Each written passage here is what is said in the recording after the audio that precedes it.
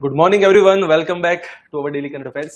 तो चलिए शुरुआत करते हैं हमारे आज की इस लेक्चर की और सबसे पहले देखते हैं कि वो कौन से टॉपिक्स है जो आपकी सिविल सर्विस प्रिपरेशन के लिए इंपॉर्टेंट है। So this are the topics of the day जिसके ऊपर आज हमें करनी है कुछ बातें। सबसे पहले हम बात करेंगे on the Raisina dialogue 2026 के ऊपर। फिर अभी रिसेंटली गवर्नमेंट ने सेंसस 2027 के मेस्कोट्स को वहां पे लॉन्च किया हुआ है, तो उसके ऊपर कुछ बातें चलेगी। अपॉइंटमेंट्स रिगार्डिंग गवर्नर्स के ऊपर बात करेंगे, ग्रेविटी बॉम्ब के ऊपर बात करेंगे और स्ट्राइप्ड हाइना के ऊपर वहां पे बातें वहां पे चलेगी। तो चलिए शुरुआत करते हैं। We are starting with the first topic and that is about Raisina dialogue 2026। और अगर हम बात करें कि एग्जैक्टली क्या है ये रायसीना डायलॉग जो अभी कंटेक्स्ट में है, the prime minister of India inaugurated the Raisina dialogue 2026 in New Delhi on 5th March 2026 with Finland's President Alexander Stubb delivering the keynote address। तो हमारे प्राइम मिनिस्टर ने इसका किया है inauguration with the Finland's president Alexander Stubb. और अगर हम exactly बात करें इस डायलॉग के ऊपर, देखिए मेंस के कंटेक्स्ट में या फिर प्रीलिम्स के कंटेक्स्ट में इट इज नॉट इंपॉर्टेंट कि वो उसके कब वहां पे लॉन्च हुआ है। The main thing which is important is all about the features of this dialogue. What was the objective and what is the government going to do on this specific dialogue? It is important for our exams. So Raisina Dialogue is India's premier multilateral conference on geopolitics, geoeconomics, which is focusing on global governance, strategic affairs, emerging international challenges, etc. etc. So India की एक conference multilateral conference है जहां पे हम जियो politics और जियो economics के ऊपर बात करते हैं, जहां पे ग्लोबली जो भी इवेंट्स हो रही है उसके ऊपर वहां पे डिबेट वगैरह डिस्कशन वगैरह किए जाते हैं, राइट। सो बेसिकली देखा जाए तो ये पूरे दुनिया के अंदर जो भी स्ट्रेटेजिक इश्यूज वगैरह चल रहे हैं उन इश्यूज के ऊपर वर्ल्ड के leaders, policy makers, military commanders, academics as well as industry experts, उन सबके बीच में करवाने वाला एक डायलॉग है। 2016 से हमने इसकी शुरुआत की, which is hosted annually in New Delhi by the observer research foundation that is known as ORF in partnership with ministry of external affairs. History और रिवॉल्यूशन की अगर हम बात करें तो सबसे पहले इसकी शुरुआत हुई थी इन द ईयर 2016 और उसके बाद वो धीरे धीरे वहां पे इवॉल्व होता गया और एज ऑफ नाउ अगर हम बात करें it is India's most prominent strategic affair conference which is comparable to the global forums as well as the Munich Security Conference and Shangri-La Dialogue। Raisina word कहां से आया है? तो एक गवर्नमेंट ऑफ इंडिया की जो सीट है, the name Raisina comes from the Raisina hills which is the seat of government of India in New Delhi. तो वो रायसीना हिल्स के ऊपर से वाला वर्ड है, दैट इज रायसीना डायलॉग। इस बार की जो थीम होगी दैट इज संस्कार, there is assertion, accommodation as well as advancement, जहां पे 6 पिलर्स के ऊपर बात करी गई। So the first is all about contested frontiers, power, polarity and periphery. It is about repairing the commons, new groups banana, new guardians banana, new avenues वगैरह बनाना। Then after there is white whale, that is the pursuit of Agenda 2030. The 11th hour, it is about climate, conflict and the cost of delay. Tomorrowland, that is towards a techtopia. And the last is about trade in time of tariffs. It is about recovery, resilience and reinvention. अगर इस dialogue की main M की बात करें तो जितने भी जियो politics और जियो इकोनॉमिक्स के जो भी इश्यूज वगैरह है उसके ऊपर एक कन्वर्सेशन वहां पे चलाना, ताकि पूरी दुनिया के अंदर ग्लोबल डिप्लोमेसी के अंदर और साथ साथ स्ट्रेटेजिक पॉलिसी डिस्कशन के अंदर हम इंडिया का जो रोल है उसे वहां पे और स्ट्रेंथन कर सके। अगर उसके की फीचर्स की बात करेंगे तो वहां पे ये 11th एडिशन यहाँ पे रहा, लगभग 2700 पार्टिसिपेंट्स यहाँ पे रहे फ्रॉम 110 कंट्रीज, 110 कंट्री में से, जहां पे पार्टिसिपेशन में अलग अलग मिनिस्टर्स रहे, former head of the states रहे, पार्लियामेंटेरियंस रहे, मिलिट्री लीडर्स रहे, थिंक टैंक्स वगैरह रहे, तो वो सब यहाँ पे आए and that is all about this Raisina dialogue. The next is about the government launch mascots for census 2027। तो उसके ऊपर कुछ करते बात है। जो भी रिसेंटली गवर्नमेंट ने वहां पे डिक्लेरेशन वहां पे लगाई मेस्कोट्स के ऊपर कि सेंसस 2027 जो होने वाला है उसके मेस्कोट्स में वहां पे क्या रहेगा।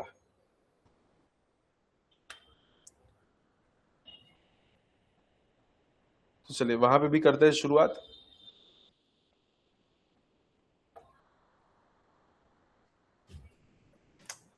कंटेक्स्ट में क्या है, the union home minister unveiled the mascots Pragati and Vikas and the soft launched the digital tools for census 2027। तो याद रखना सेंसस 2027 के मेस्कोट्स में क्या है, प्रगति एंड विकास।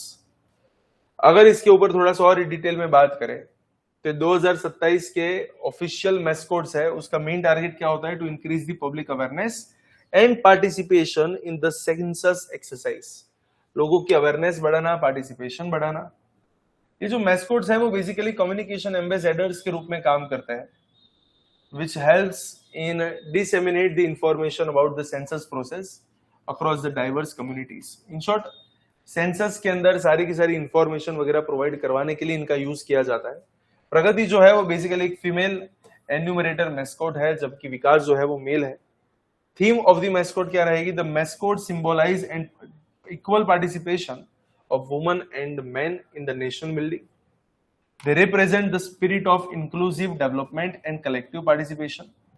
फीचर्स की अगर हम बात करें तो दुनिया का सबसे बड़ा सेंसस जो है वो होने के लिए जाने वाला है इन द ईयर 2027, क्योंकि हाईएस्ट पॉपुलेशन जो है वो इंडिया के पास है और सबसे बड़ा सेंसस इसलिए यही होगा। It also involves more than 30 lakhs enumerators, supervisors and officials. और एक पहला सेंसस है जो फुल्ली डिजिटल सेंसस रहेगा। The data collection will be conducted using the secure mobile applications and digital platforms, ना कि वो paper based enumeration. Self enumeration facility भी वहां पे, एन्यूमरेशन फैसिलिटी भी रहेगी, जहां पे सिटीजन जो है वो अपने हाउस होल्ड की इंफॉर्मेशन अपने आप ऑनलाइन वहां पे रजिस्टर करवा सकते हैं, which is available in 16 languages before the door to door survey. एक बार सर्वे आपके घर पे आए उससे पहले ही आप प्री इन्फॉर्म्ड वहां पे डाल सकते हैं। तो 2 phases वहां पे रहेंगे। फेज 1 जो है वो हाउस लिस्टिंग और हाउसिंग सेंसस के ऊपर रहेगा। फेज 2 जो है वो पॉपुलेशन एन्यूमरेशन रहेगा, जहां पे डेमोग्राफिक, सोशल और इकोनॉमिक डिटेल्स को ली जाएगी। उसके लिए 4 डिजिटल प्लेटफॉर्म जो है उसको लॉन्च किए गए। एक है हाउस लिस्टिंग ब्लॉक क्रिएटर, दूसरा है HLO mobile application, that is house listing and housing census, that is HLO। तीसरा होगा सेल्फ एन्यूमरेशन पोर्टल, जहां पे आप अपनी इंफॉर्मेशन सामने से प्रोवाइड कर सकते हो। और लास्ट में वहां पे रहेगा census management and monitoring system, which is a real time monitoring dashboard for administrators. Plus इस बार कास्ट डेटा कलेक्शन की भी यहाँ पे बात है। The population enumeration phase will also include caste related questions, marking it a significant data which is data exercise for social policy planning। The next is about the appointment of the governors। पहले तो देखते हैं कि अभी news में क्या है।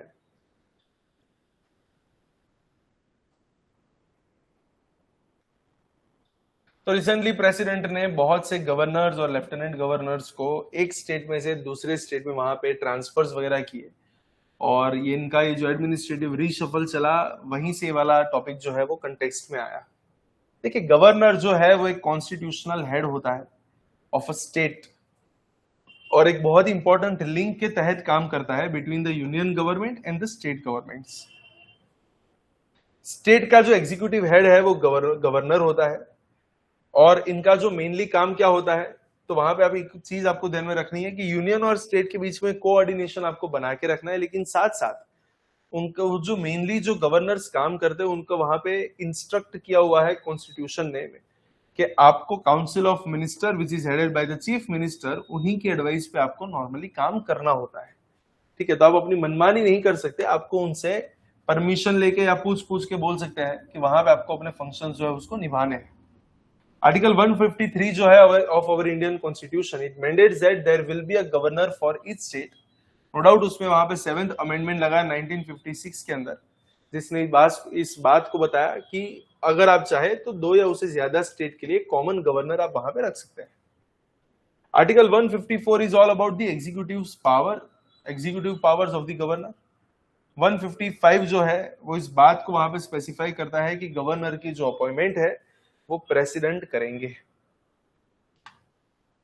और यहाँ पे 156 में वो भी लिखा हुआ है कि गवर्नर की जो ऑफिस में वो जो रहेंगे वो प्रेसिडेंट के प्लेजर तक ही रहते हैं। इसका मतलब उनको हटाने की कोई स्पेसिफिक प्रोसेस नहीं है, प्रेसिडेंट जब चाहे तब उनको हटा सकते हैं। नॉर्मली उनका टर्म पीरियड 5 साल का होता है, लेकिन उससे पहले भी अगर प्रेसिडेंट चाहे तो वो गवर्नर साहब को हटा सकते हैं।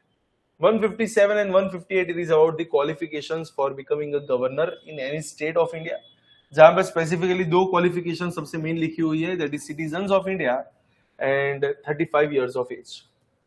उनकी अपॉइंटमेंट की प्रोसीजर क्या रहती है, तो ध्यान रखना है कि गवर्नर का इलेक्शन ही नहीं होता है, ना ही वो डायरेक्ट होता है, ना ही वो इनडायरेक्टली इलेक्टेड होता है, वो इलेक्टेड ही नहीं होता है।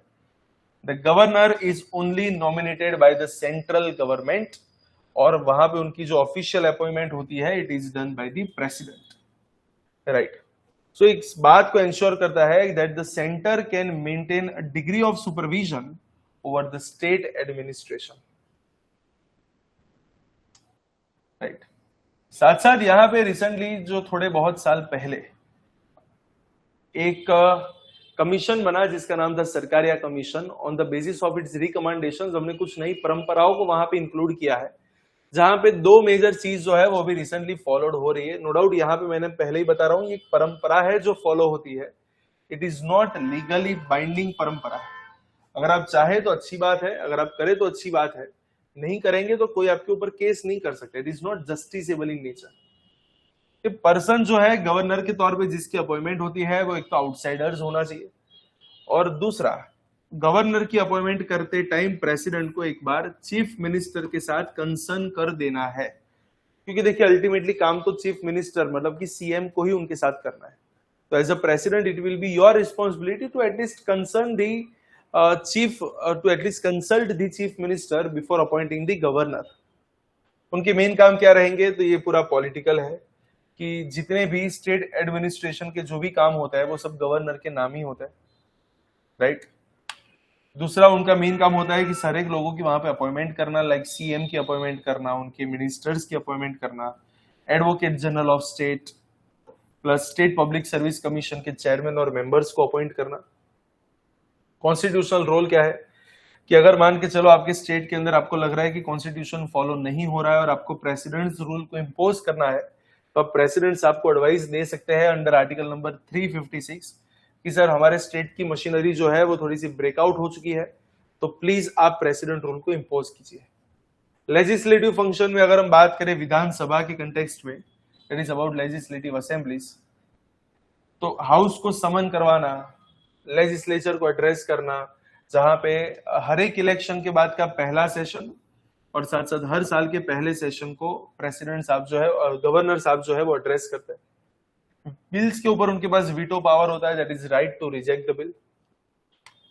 प्लस जजेस के साथ कंसल्ट करना, डिस्ट्रिक्ट कोर्ट्स के अंदर अगर हम बात करें तो वहां पे अपॉइंटमेंट्स, पोस्टिंग्स और वो सब संभालना, और कुछ डिस्क्रेशनरी फंक्शंस भी यहाँ पे दिए हैं। वो कैसे फंक्शंस होते हैं जहां पे आपको काउंसिल ऑफ मिनिस्टर को पूछने की जरूरत नहीं होती किसी काम को करने से पहले, आप अपने हिसाब से कुछ डिसीजंस वगैरह ले सकते हैं। So that is all about this governor, जो कि आपका पॉलिटी के अंदर वहां पे कवर अप हो जाएगा।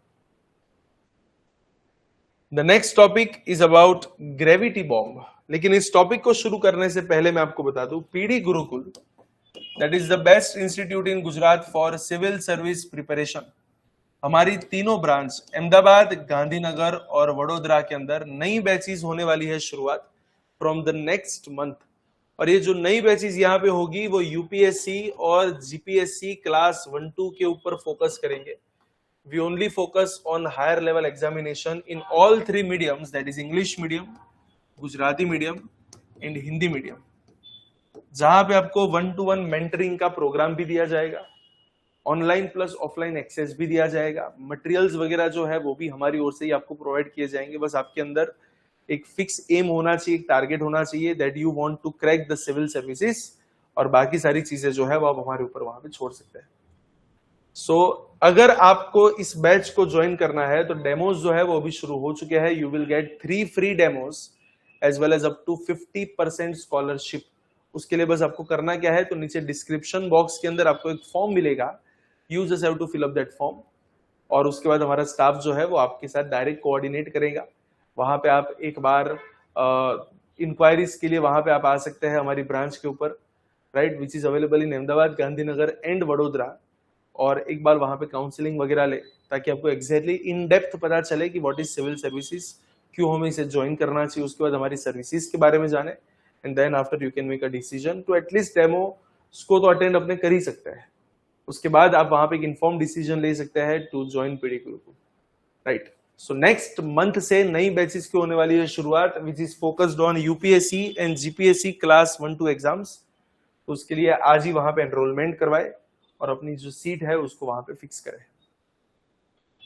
Next topic is about gravity bomb. Gravity bomb के ऊपर कुछ बातें हैं।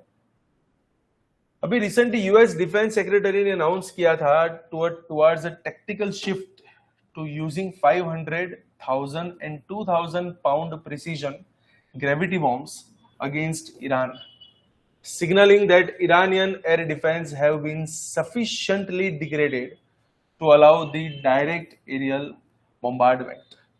तो अभी रिसेंटली यूएस के डिफेंस सेक्रेटरी ने बोला है कि वो ईरान के ऊपर ग्रेविटी बॉम्ब्स का यूज करने के लिए आगे बढ़ने के लिए जा रहे हैं। ग्रेविटी बॉम्ब जो है वो एग्जैक्टली होता क्या है? It is a kind of a free fall or a dumb bomb which is an unpowered munition that does not possess an internal propulsion system। in short, कहीं से अगर कोई प्लेन गुजर रहा है तो वहीं से वो बॉम्ब जो है उसको नीचे गिरा देता है, and with the help of gravity वो बॉम्ब जो है वो जमीन के ऊपर आ जाता है और वहीं पे जाके हीट हो जाता है। उसके अंदर ना कोई स्पेसिफिक गाइडेंस वाला कोई प्रोग्राम होता है, वो सिर्फ on the basis of gravity वहां पे काम करता है, right. So it is not a missile. Missile जो है वो डायरेक्टेड होती है, it is not a missile. So unlike a missile which flies under its own power, a gravity bomb relies entirely on the laws of physics and the momentum of the aircraft। वो physics के loss का और aircraft की movement के ऊपर, कि अगर एक स्पीड में अगर कोई एयरक्राफ्ट आगे बढ़ रहा है और अगर वो यहाँ पे बॉम्ब गिराएगा तो वो भी उसकी स्पीड के साथ थोड़ा सा नीचे की ओर मूव करेगा और वहां पे जाके वो गिरता है। सो फिजिक्स के जो रूल्स है उसी को यहाँ पे यूज किए जाते हैं। A gravity bomb typically consists of 3 main components। एक होता है उसकी body, that is the warhead, which is a streamlined steel casing filled with a high explosives। The current US campaign utilizes the Mark 80 series, that is MK82, 83, 84, etc. etc। साथ साथ उसके अंदर एक होता है एक fuse, a device which is located in the nose or the tail that triggers the explosion। और तीसरा वहां पे होता है the guidance kit, a modern add-on tail section that includes the GPS receivers and steerable tail fins to turn a dumb bomb in a smart precision weapon. Work कैसे करेगा? The pilot flies the aircraft to a specific release point. Once it is dropped the bomb begins a free fall trajectory. Its path is initially directed by the speed and the altitude of the aircraft, which is combined with the gravity and aerodynamics। उसको trace किया जाता है with the help of science. आप उसको exactly precision भी वहां पे लगा सकते हैं, लेकिन एक चीज आपको ध्यान रखनी है, बॉम्ब के अंदर कोई डायरेक्शन वहां पे फिक्स नहीं होगी, वो एक फ्री फॉल जैसा बॉम्ब वहां पे रहेगा, right. So in the modern precision version the JDAM tail kit uses GPS coordinates to adjust the steerable fins during the flight, landing the bomb towards the target। उसे थोड़ी सी वो help करता है। The bomb strikes the target and the fuse detonates the explosive fill, creating a blast and a fragmentation effect। उसके main features क्या रहेंगे? एक तो एक कॉस्ट एफिशिएंट रहता है, वर्सेटिलिटी है क्योंकि अलग अलग वेट्स के अंदर आपको ये मिल जाता है, प्लस 500 LB का भी होता है for soft range targets like radar और लाइट व्हीकल्स। 1000 LB का भी होता है और साथ में 2000 LB का भी होता है जो पूरे बंकर को वहां पे उड़ा सकते हैं for deeply buried military complexes। High volume वहां पे होता है, that is because they are inexpensive and easy to transport, they allow for sustained heavy bombardment once air supremacy is achieved। एक बार अगर आपको पता चल चुका है कि आपके पास एयर सुप्रीमेसी किसी एरिया के ऊपर आई है, मतलब सामने वाले की डिफेंस सिस्टम जो है वो वहां पे नष्ट हो चुके हैं, उसके बाद आप इसका आसानी से यूज कर सकते हो और बल्क में यूज किया जा सकता है, जो कि अभी रिसेंटली यूएस ने वहां पे अनाउंसमेंट में लगाया हुआ है। And the last topic is about the striped hyena. अब स्ट्राइप्ड हाइना अभी रिसेंटली क्यों न्यूज में है? Because the Tajikistan and Uzbekistan have formally proposed including the striped hyena in appendix 1 and 2 of CMS in the upcoming CMS COP15 in Brazil. अगर हम striped हाइना की अगर हम बात करें तो एग्जैक्टली है क्या? Striped hyena is a medium sized nocturnal carnivorous animal and the only hyena species found in Indian subcontinent. While often misunderstood as a pure scavenger, it is a vital sanitary worker of the ecosystem. Habitat उसका कहां पे है? तो वो आपको normally north and सब सहारन Africa के आसपास मिलता है, middle east, Caucasus, central Asia and Indian सब कॉन्टिनेंट में आपको ये वाली पाई जाती है. उनके एनवायरमेंट्स क्या है? They thrive in arid and semi arid regions including the savannas, grassland, semi desert and open woodlands. अगर हम उसके प्रोटेक्शन स्टेटस की बात करें तो वो नियर थ्रेटन्ड एंड वल्नरेबल है. अगर हम ग्लोबल देखा जाए तो नियर थ्रेटन्ड, और अगर मेडिटेरेनियन रीजन की बात करें तो it's a vulnerable. CMS proposal क्या है? So proposed for appendix 1 and appendix 2 of CMS. Indian laws के हिसाब से बात करें तो हमने उसे वाइल्ड लाइफ प्रोटेक्शन एक्ट 1972 के शेड्यूल 1 के अंदर वहां पे रखा गया है. उनके फिजिकल ट्रेड्स की अगर हम बात करें तो वर्टिकल ब्लैक स्ट्राइप्स मिलती है ऑन ग्रे और yellowish brown coat. A prominent dorsal crest of long hair that it can erect to appear larger when threatened. Possesses extremely powerful jaws which are capable of crushing the largest bones of a carcass to access the marrow. Biological traits की अगर हम बात करें, almost exclusively active at night, making them elusive and difficult to study. Diet की अगर हम बात करें, it's a scavenger. It plays a critical role in preventing the spread of disease by consuming decaying carcasses. So that is all about the striped hyena, जिसके ऊपर अभी recently थोड़ी सी बात है. That is all about this news. तो इसी के साथ आज का जो लेक्चर है उसको भी यहीं तक का रखेंगे, और ऐसे ही कुछ नए टॉपिक्स के साथ, कुछ नए करंट अफेयर्स के साथ वापस एक बार कल मिलेंगे. लेकिन तब तक के लिए all the very best for your preparation. और इसी तरीके से हमारी इस वीडियो को वहां पे हमारी चैनल को सब्सक्राइब करते रहिए ताकि नए नए वीडियोस जो है वो आपके पास आते रहे. Thank you so much. आज का लेक्चर जो है उसको यहीं तक का रखते हैं.